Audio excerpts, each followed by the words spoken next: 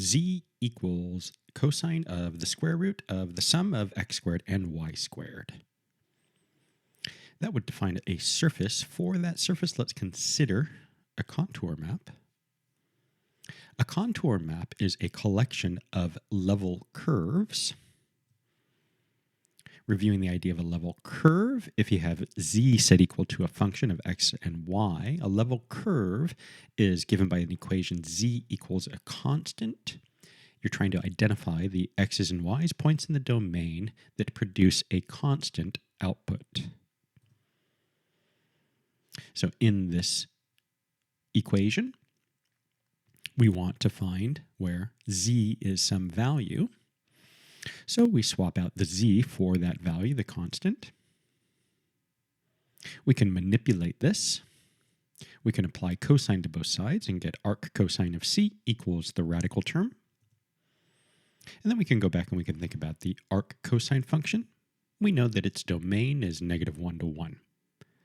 And so in the level curve z equals c, if we use this altered version of the given surface, the equation of the surface, we can restrict c from -1 to 1. In Desmos, we're able to create a list of terms. We can type out c equals, open square bracket. Let's start with -1, the smallest value in the domain of arc cosine, and then let's increment by a half. So from -1, increment by a half up to -0.5.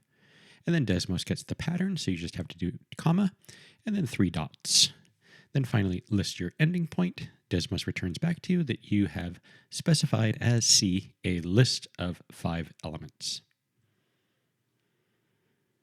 So here are 5 concentric circles.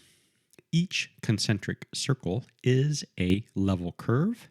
Each circle corresponds with a particular constant C that would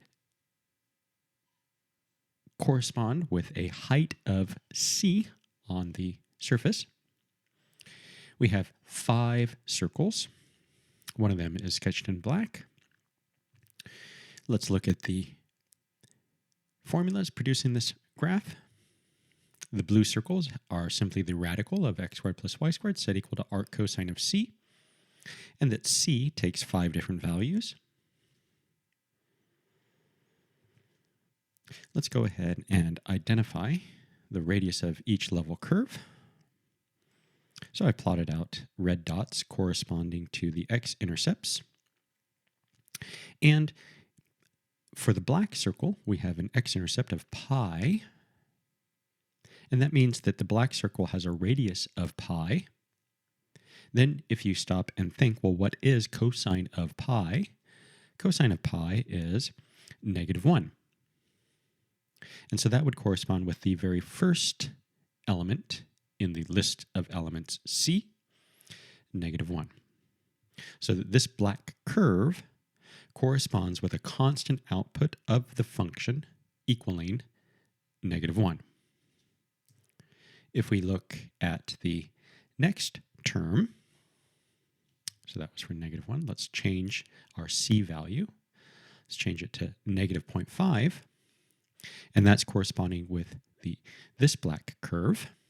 This black curve has an x-intercept of 2 pi over 3.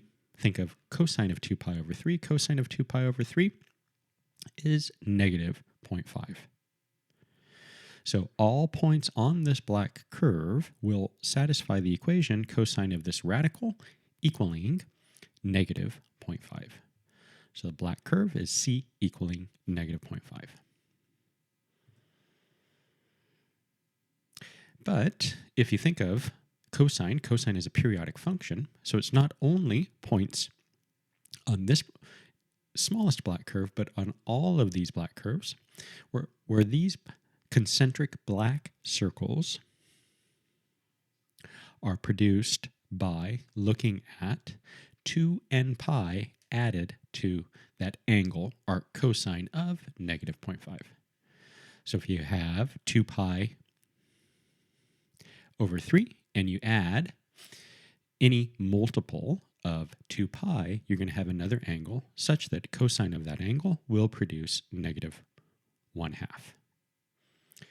Very good. So all these black curves correspond with the level curve C set equal to -1/2. Now, here what I've done is I've updated the list C to an 81 element list. And let's watch a movie.